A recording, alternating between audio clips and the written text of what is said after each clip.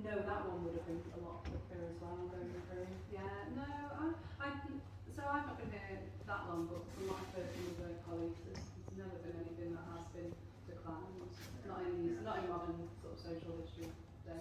So we just, the UK just sort of protect you with its army, Yes, a few things absolutely. like that, but they Yeah. don't have any power over you. No. So you can pass things like death sentences, things Well, like that. Yeah, I think that's what's going to be interesting with the assisted dying, really. It's, Was that something yeah, you did use here? you might have joined us. Yeah. So we have two different types of bills that can pass the government. One is for private lenders. So Dr. Anderson, his previous career was as a GP, and he's trying to bring forward the assisted dying bill, which is in public consultation phase at the moment. In that they are the oldest parliament in the world, but they've had breaks in their system where they were sort of under the rule of Norway and various different stages.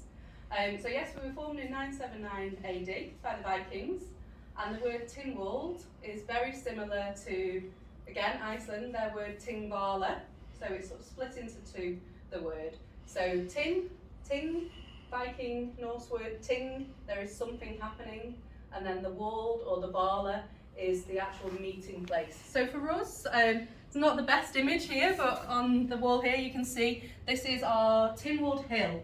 So we have an annual ceremony on the 5th of July every year, Tynwald Day. So that's been in place since the Vikings came. And as we go round the chambers today, we'll learn a bit more about what happens on Tynwald Day and the lead up to the ceremony and what happens here in the building. So slightly different to the UK, we are tricameral, so we have 3 different chambers here in Tynwald. We have our House of Keys, we have our Legislative Council, and we have our Tynwald Court.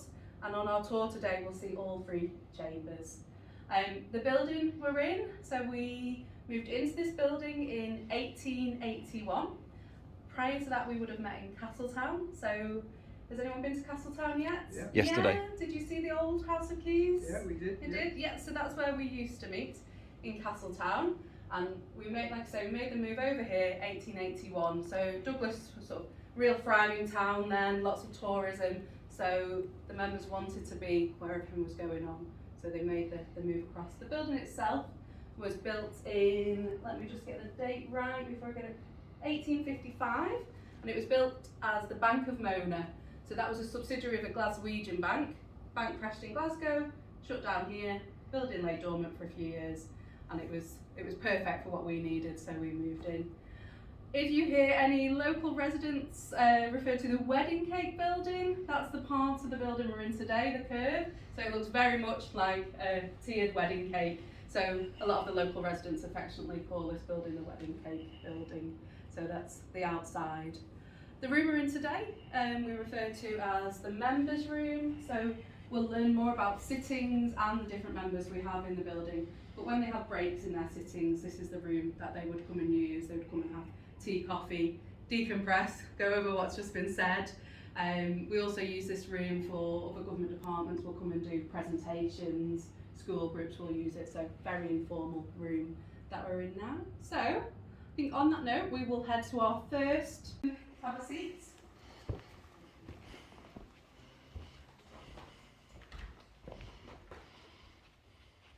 Very light in here in our House of Keys chamber.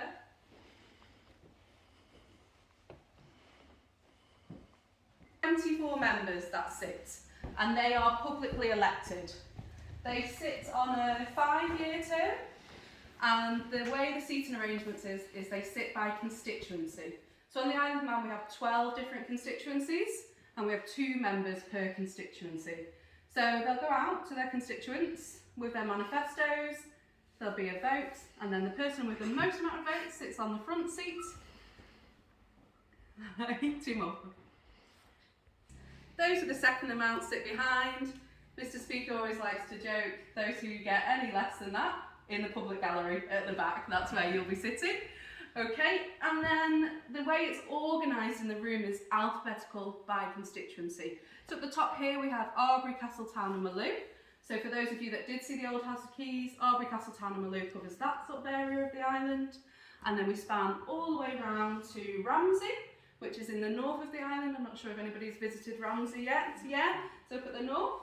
Then we've chosen our 24 publicly elected. Then it's up to all of our members to decide who the Chief Minister is going to be, so similar to the Prime Minister. So Mr Cannon, Dr Allinson, both put themselves forward, said, oh, I'd quite like to be Chief Minister. The members voted and Mr Cannon got the most amount of votes, and he is our current Chief Minister. So he's also a member of the House of Keys alongside that Chief Minister role, so he will sit in that role for 5 years as well. Then it's up to the Chief Minister to select his Council of Ministers, so a little bit like the Cabinet Office. So we call them COMIN, and we have 8 different ministers that represent a different government department on the Isle of Man. So for example, we have Mr Hooper, who represents Department of Health and Social Care. Over there we have Mrs Paul Wilson, and she is Department for Home Affairs and Justice, so sort of the ambulance, the police, the fire service, all of those come under her. We've recently just had a minister who stepped down, Department of Infrastructure, so if you've been reading the local news you might have spotted that. So yeah, 8 different government departments, and they will come into a sitting representing those. Then we also have to select our Mr Speaker, or a Madam Speaker, but as you'll see around the room, it's always been Mr Speaker so far. So again, members would put themselves forward. So Mr Watterson, who's our Speaker, he said, I'd like to be Speaker again, and his colleagues all agreed, and he is Speaker. So in House of Keys Chamber, Speaker is the presiding officer, so he doesn't get to ask questions during a sitting, but when he goes upstairs to Tynwald Court, which we'll see later on, he is no longer presiding officer in there, so he does get to ask questions. But we'll go over that a bit more as we go around. So yeah, our Speaker sits for 5 years as well, so that's a role that runs correspondence to the rest of the members. If anybody's got OCD, this is where it slightly irks me. So the seat here doesn't have a seat behind it, so whoever our Speaker is, whatever constituency they represent, the other person in that constituency will always sit there in the solo seat. So this is Russian Onken Ramsey. So it falls out of alphabetical order there. So Speaker is a member of the House of Keys as well as being Speaker. So that's our 24 members, our Chief Minister and our Council of Ministers. Some other bits in the room that I'll point out. So as I mentioned before, behind you, that is our public gallery.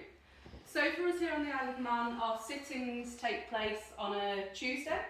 So the House of Keys Legislative Council meet every Tuesday, apart from the 3rd Tuesday of the month, where House of Keys and Legislative Council come together as a big group and meet in Tynwald Court. Now, we've just had our final Tynwald sitting on Tuesday, before they go on summer recess, so they're all on I say they're on a break, they're not, they'll be doing lots of work as well during summer recess, but we've had our last sitting this week. So yeah, public gallery at the back, so the doors at the back, they would open up, members of the public can come in, watch a sitting. The booth at the very back where Faye stood, that is our Manx radio booth. So all of our sittings are broadcast live to the public.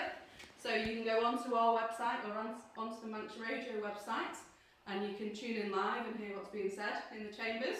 So that's where the microphones come into play. So Manx radio pick up everything off the microphones. They're also important for our Hansard team.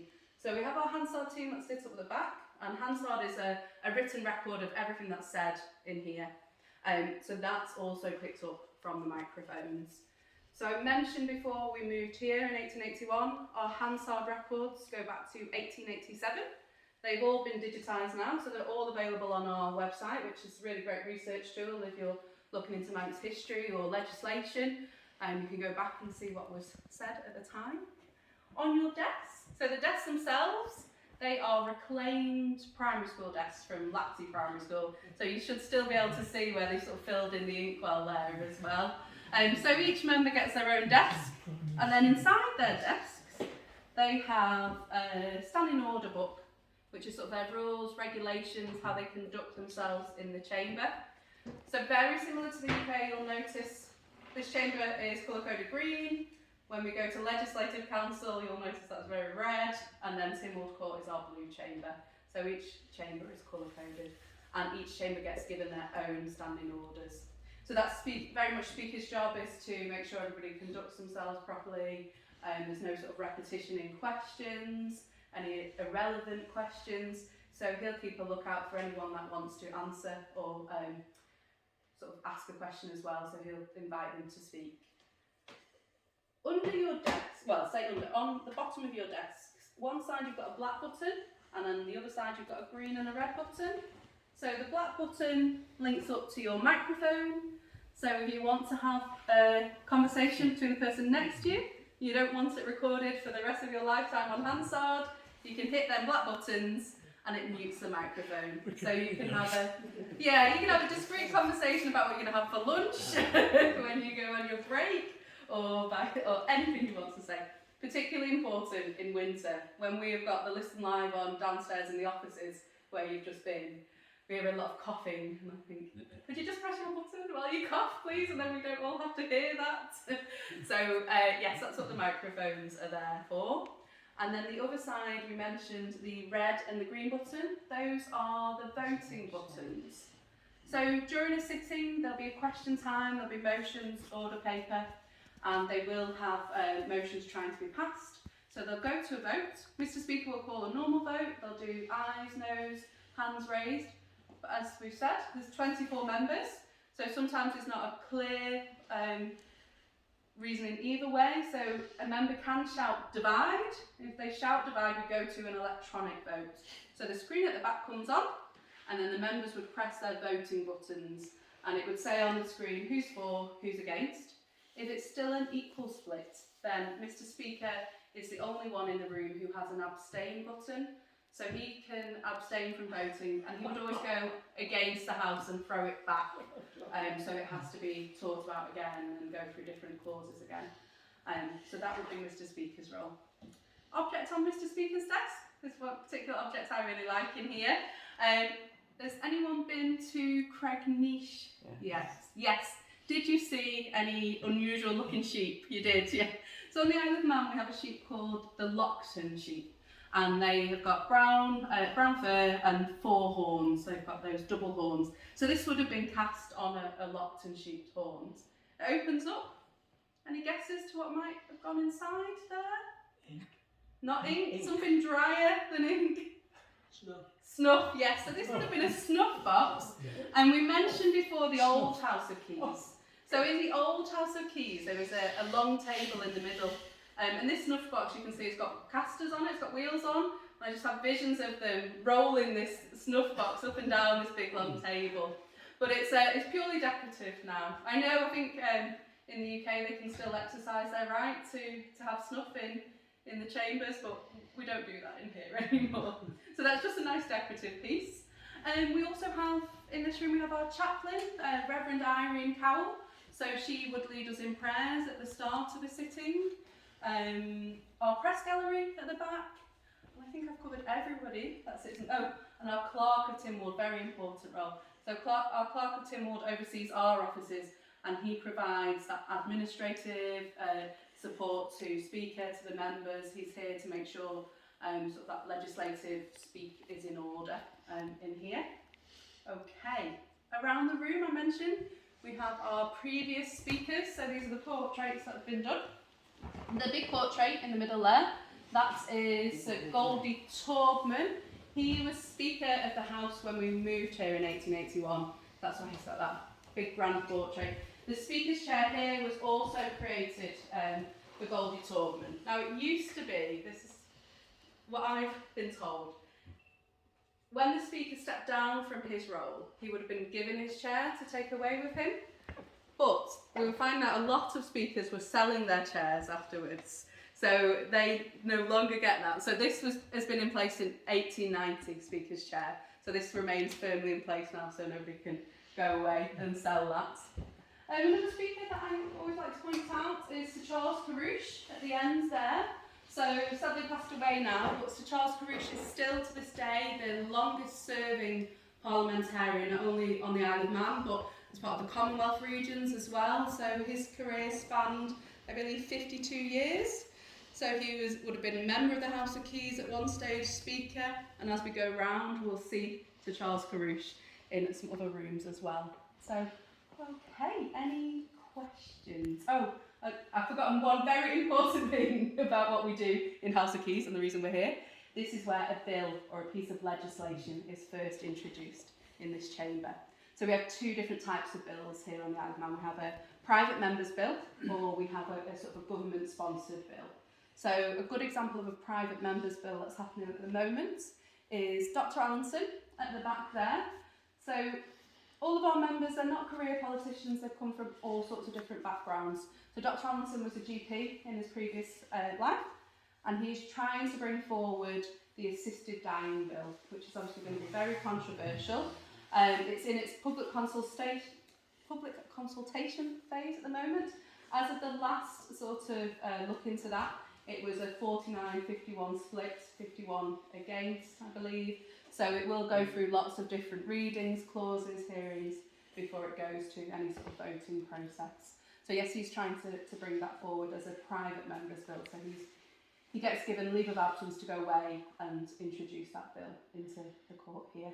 So a bill would first be introduced here, and then as we go around, we'll see where the bill ends up, and then the end of its life cycle we'll talk about when we get to Tynwald Court. So the other thing I didn't mention about the members, sorry, it's all coming back to me now. It's been a very long few weeks after Tynwald Day. We're all catching up with ourselves. But yes, the other thing to mention is our members all sit as independents. So the only people affiliated with parties are Mr. Laurie Hooper over there, who's affiliated with Liberal Banning, and then Miss Farragut and Mrs. Maltby are affiliated with the Manx Labour Party. But other than that, when they come in here, they are all sitting as independent. Okay, questions? Yes. Very good question. So there's a couple of ideas about the word keys. Now there's 24 members, and the Manx for 4 and 20 is case Surrey, I think that's how you pronounce it, but the K's part. So they think potentially the keys has come from that 24. There's the other opinion that the members are sort of given the key to the legislation, key to the door. So it's not we don't have a confirmation of why it's House of Keys, but a lot of the Manx-speaking public would say it's that K's word for the 4 and 20. So it's potentially come from there. Yes. So you can stand to be a member of the House of Keys from the age of 18. You have to have been a resident on the Isle of Man for at least 5 years, and you have to live in the constituency that you're representing. So, like I say, we've got 12 different constituencies. So yeah, anybody can stand to be a member of the House of Keys. You would go door to door with your manifesto. We do it. Yeah, so it's exactly the same. Yeah, so it's very open to who would stand. Do you re-elect everybody? Yes, so it's a 5-year term. Yes, so after the 5 years, they would have to go out again, go round to their constituents and say. So that's incredibly important when they put their manifestos together, that they actually achieve something that they've said they're going to do in that 5 years. So poor Mr. Morehouse, I always point him out. He does get a bit ridiculed because during question time, sometimes 13 out of 15 questions might be asked by Mr. Morehouse. So in the press, they do sort of say the Morehouse show, things like that. But he's asking those questions because he holds political surgeries. His constituents want to know the answer to that. So when he finishes his 5 years, if he goes back out again with his manifestos, he can say to his constituents, look, I asked all these questions on your behalf, I tried to find out these answers, I'm really working for you on behalf of you. So, or is there a by-election if you pass away, for instance? Yes, so there can be a by-election for different constituencies. So Mrs. Christian actually, when we were saying before that nobody's career politicians, Mrs. Christian owns a fashion boutique in town, and during the lockdown she was dealing as a small business owner with government quite a bit and was learning a lot of information then. There was a by-election in her constituency, so she's Douglas Central, and then she stepped forward. So she was a member for 2 years before the big general election then. So there can be by-elections. Yes, question? I was the Minister for Infrastructure asked to step down? And secondly, what powers does the Isle of Man Parliament have relative to the UK Parliament? Okay, so Department of Infrastructure I don't know. It's a bit of a poison chalice, I think, that role. And there's been lots of issues with the airport recently. So I think he's been asked to stand down at the moment, and the Chief Minister is stepping in to try and organise what's going on in the infrastructure department at the moment. So that's why. Okay. But if you have a read, if you go onto Isle of Man Today, newspaper websites, you'll be able to find out a lot more about the background with that one. And then in terms of the powers on the Isle of Man, we are independent here on the Isle of Man, so we can make our own legislation. So we can bring forward our own legislation here. But in what fields? So, in terms of what types of laws we Well, have what I was here, getting at was, for example, does the UK government in Westminster handle your defence and foreign Yes, policy? Yeah. And So what we do is, in terms of our taxes, we will send a portion of money across to pay for the army and the civil defence and so on. So we don't have an army, but we do have police. We do have ambulance, fire services. We do have a prison on the Isle of Man. And then in terms of sort of the NHS side of things, our NHS we call Manx Care, and we are sort of affiliated with the NHS. So if anybody came to the Isle of Man, had an injury, you could go to our sort of A&E and you would have to pay, and vice versa. If we were to go to the UK, we would be covered that way as well. In terms of EU, we are not part of the EU, but we follow EU trading laws to make sure that we are, correct. And because we do want to trade, we trade cheese, kippers, various different things. So yeah, we sort of almost at sort of arm's length. We do have to have royal assent on our legislation, so similar to the UK. So once it's gone through all of its process, it will be majority. So we have a Lieutenant Governor on the Isle of Man who's our royal representative. So most of our royal assent is signed off by him, but some of the bigger legislation would go to the Crown to be signed off there. But as I'm aware, there's nothing that's sort of been sent back as like, absolutely, this could not happen. Yeah. okay. So So- hopefully that answers. So, I mean, I think I'm right in saying the UK government in Westminster handles your foreign policy In terms and- of, that side of things, it would do. and defence. Am I right? Defence, yes. Is there anything else that the Westminster government does? No, is it in, I've got some information. We say money is given to HM Treasury, and that's for defence and international relations. Yeah, so that's what we would send off. That's what I was getting at. Yeah. Yeah. So we have no army or anything like that on the island. During lockdown, one thing that separates us, we were able to close our borders immediately. So we're separate that way. Hello. So the three-legged Isle of Man symbol is called the Triskelion. So ex officio roles. So we have our president of Tynwald. So that role always has to exist in the middle here. We have our Attorney General, which is a Crown appointed role. So that's sort of the best lawyer that we can appoint. So he's there to give legal advice. Now, Attorney General is the only person who doesn't get a vote when we move to Tynwald Court. Then on the other side, we have our Lord Bishop. So Lord Bishop is probably the longest serving position in the Tynwald setup. I think maybe around 5th century that would have existed as a role. We've recently, not this time in Tynwald, but the last Tynwald sitting we had, we did have a discussion as to whether Lord Bishop should still retain a vote within Parliament, and it was passed that he should continue to have a vote. So yes, so we've got President, Attorney General, Lord Bishop, then we have 8 members of the Legislative Council, so they're referred to as MLCs. And the way they sit is, they sit 4 and 4, so they all sit for a 5-year term, but 4 members are in the middle of their 5 years, and the other 4 members have been newly elected into post to keep things sort of fresh in here. So we say they are indirectly elected, the MLCs. 24 members downstairs, publicly elected. Then the 8 members up here are elected by the 24. So our most recent election was February time, and the 4 members had to go out to their MHKs and say, can you put me forward as a nominee? And sort of a member of the House of Keys. And then when the election happened, it was the 24 that voted who were to sit. In terms of male-female divide in here, we are quite good in here. We've got, I think we've got 4 women, 4 men in here, so we've got a real strong sort of split in here. Our president of Tynwald at the moment is Lawrence Skelly. So he was a previous member of the House of Keys, and he's sort of gone through different positions in here, and he's now sat as president. He also sits for 5 years as well in this role, and he is our presiding officer when we move into Tynwald Court, which we'll see. Before we had a president of Tynwald, we had the Lieutenant Governor that would have sat in that role.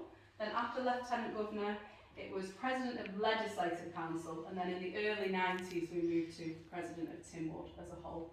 So I mentioned Charles Carouche downstairs.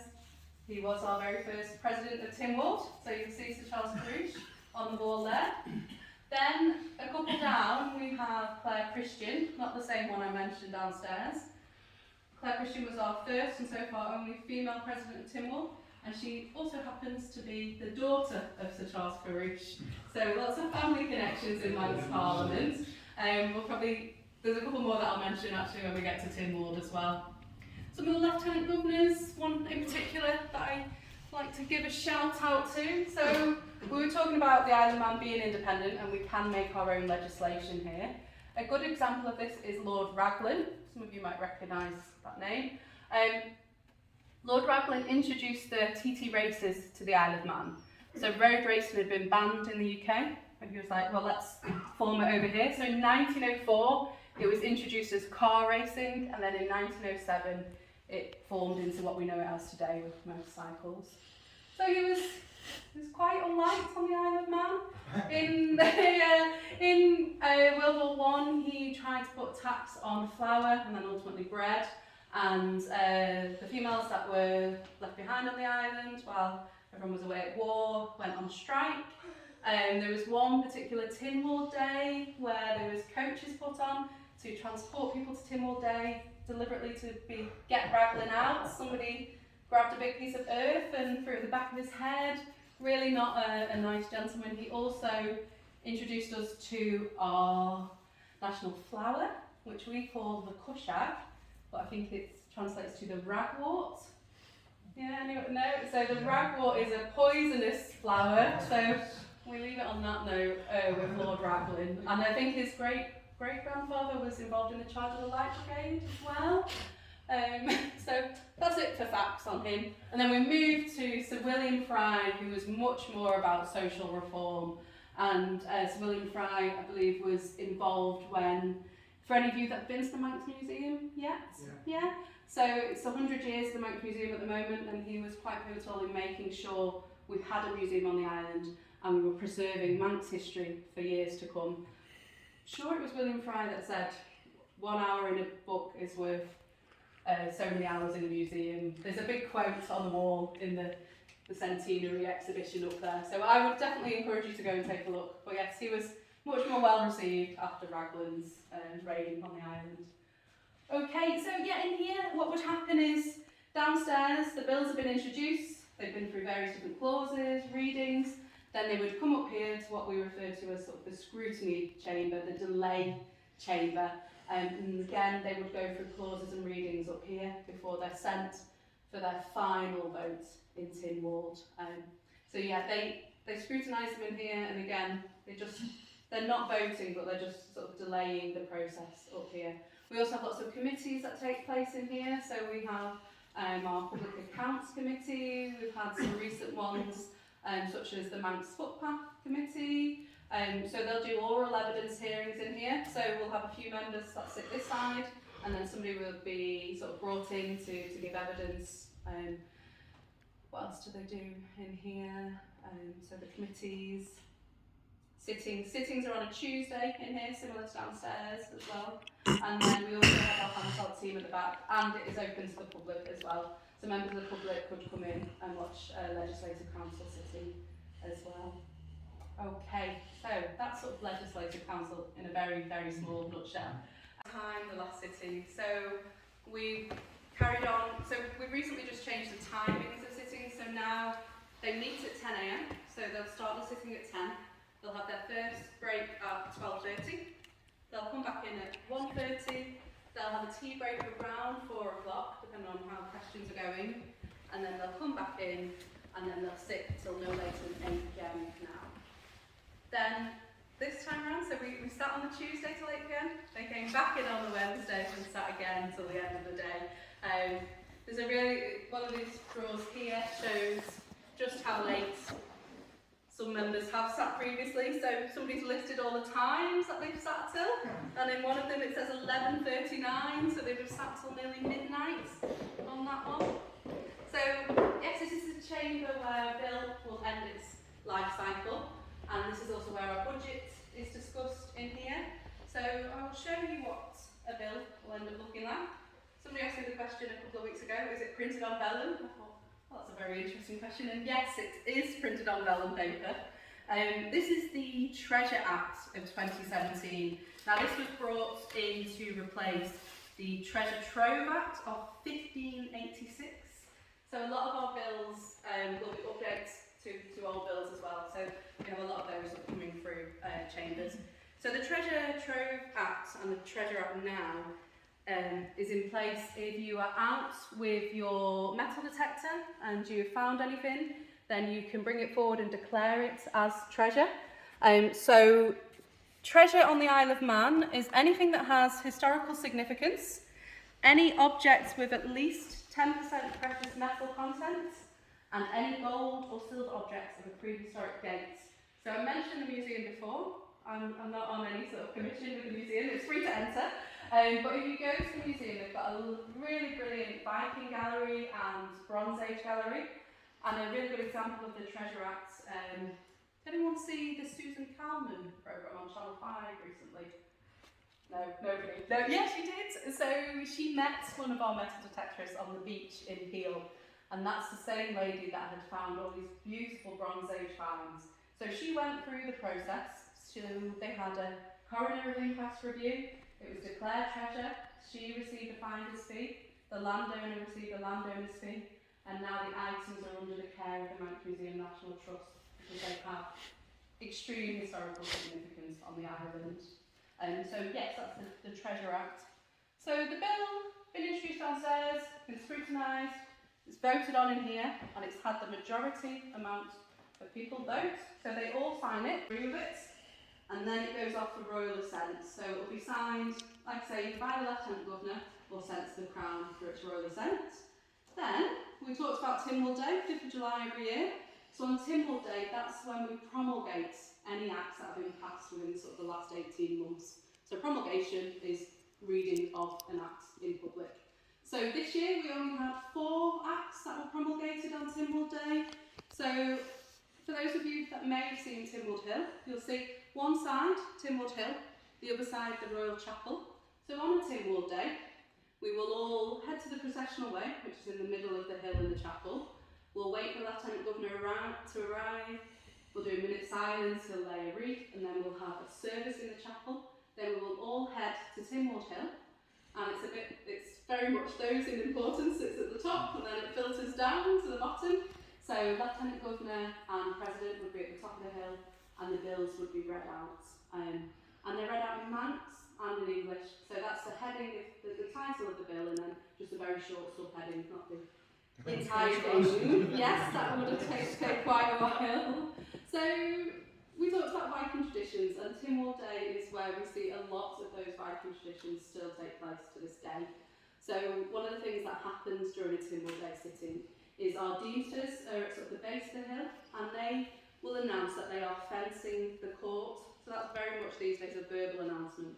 But when the Vikings met, they would have physically had a fence around Tynwald, and they would have dropped arms and weapons that day. So they would have been at peace and fenced the court. So we still say that. Something else that we still do is along the processional way, we lay rushes, so reeds, long pieces of grass, and that is a gift or sort of a token to the sea god Manannan to keep us safe as an island for the year. So a lot of Manx people who are very traditional will actually gather up some of the rushes and take them home with them as well. There's a really nice sort of theory on the Isle of Man that when it's a misty day, that's Manannan's cloak covering the island to keep us safe. So there's still lots of myths and legends that we adhere to this day. So that's a bill. I showed you that drawer. This drawer I always like to point out. So a lot of the members who sat, these are almost archive pieces in themselves, the drawers. A lot of members like to write down the dates that they sat for. So we've got Betty Hanson in here. She originally sat 74 to 76 and then 76 to 81. But my favourite thing in here is, we talked about the person on the front seat that got the most amount of votes, and then those behind got the least. Well, not the least, the second amount. So, you are JBB, John Bolton. At the back there, you're ECI Irving. So, no, other way around, sorry. You're ECI, you're JBB. So you wrote in your drawer, I suffered here for 5 years next to JBB, and you signed it off ECI. Then, there's been an election, you've beaten him, and you're now on the front seat. You open your drawer and you see that wrote down, and you write back, I sat here after beating ECI at election, how he did not like JBB Bolton.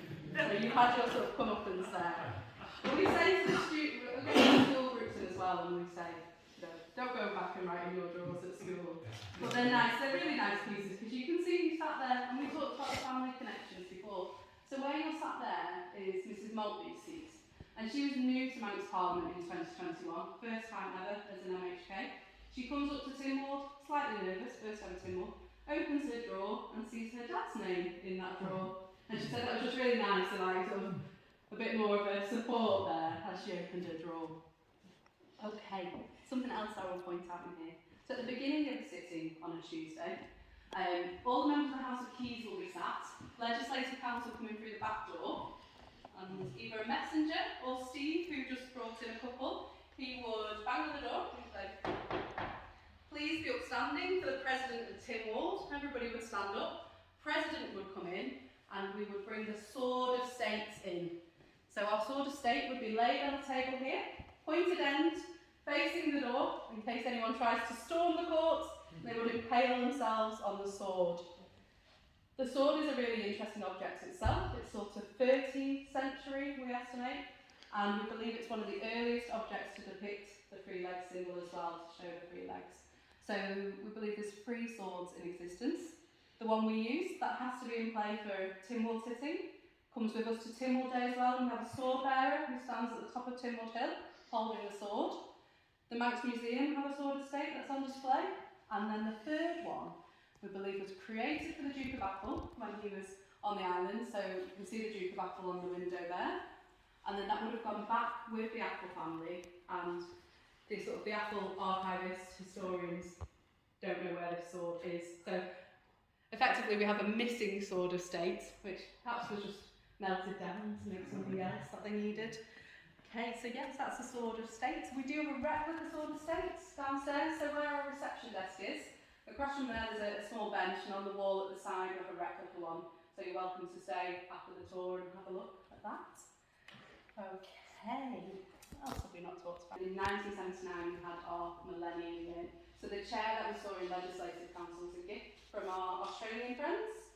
And then as we go back downstairs, along the wall we have our tapestry, our Millennium Tapestry, and that shows different moments in Manx history. So that's another really lovely piece if you're not in a quick rush to leave, to have a look at the tapestry as well as we go out. And I'll just point out this is our... So when this is shut, anyone on this side has parliamentary privilege and anyone behind does not. So I mentioned when we were in Legislative Council, Lieutenant Governor used to sit. He no longer sits, so he's not a serving parliamentarian anymore. So if he wants to attend today, he has to sit behind the bar, and he would sit over in the booth at the back where those 2 chairs are. This gallery here, we call it the Gallery for Distinguished Strangers. It's a lot fancier than it actually is. So we get a lot of government officials that would come and sit there, and when it is question time, if a member hasn't been prepared for the question that's been asked, they can quickly type on their laptop and they'll see the answer there. Manx Radio Group again. At the very back in the nosebleed seats, that's our public gallery, and then this is our press gallery as well. So somebody mentioned you got turfed out, you said, maybe, the other day. So you would have seen somebody with a video camera there as part of the press setup. Okay.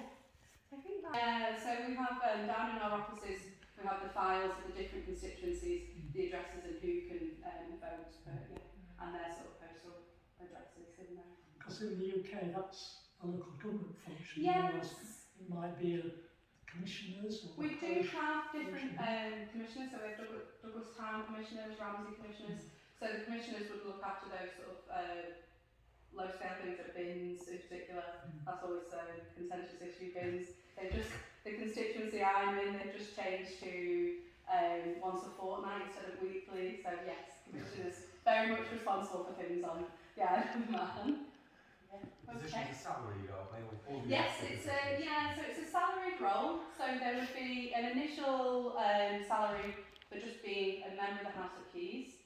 Then there's a slight uplift if you become Chief Minister, slight uplift for Speaker, and a slight uplift for President as well, and then for the ministerial roles as well. So those 8 ministerial roles, slightly different salary there. But it is salary. It's all year long, like I say, they are on summer recess, but they'll be involved in committee work. I imagine they'll be doing lots of political surgeries as well over the summer. So it's not just Tuesdays, as some people think. It's full on. And when we said before that they're not career politicians, so in particular the new members that started in 2021 that have never done this before, but they could keep on their other career alongside this, and they've realised it's so busy that they've had to drop a lot of previous responsibilities. Tends to be a full-time role, does it? Absolutely, yeah. And so we have our offices downstairs, and there's a sort of upstairs, and we do see lots of members most days in and out of the offices doing lots of work. Yeah. Are the elections competitive, or does it tend to be the same people that get returned? Yeah, it's not overly competitive. We have around sort of 2,000 people per constituency, and we'd have maybe about 5 to 6 people putting themselves forward. Yeah. The Douglas ones are probably a bit more, because there's 4 different Douglas constituencies. So that's the highest volume of residents on the Isle of Man. But no, there's not, you don't really see any repulsiveness going on, no. There's some members that have been here for generations. Yes, there is.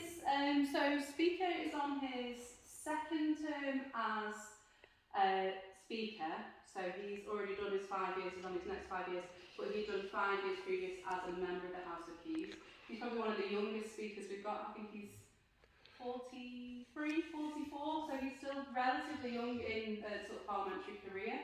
So he's probably vying for that Charles Carouche post of longest serving parliamentarian. But yes, Chief Minister, I think this is probably 3rd or 4th administration that he's been involved in. So yeah, if you are doing a good job, the Manx public will see that. It's very transparent. You know, you can read all the sittings, you can come and watch, you can read it in the press. So people know what you're doing in here, and if you're not doing a good job, then you know you potentially won't get voted back in. Yeah. Okay. Anybody else? No.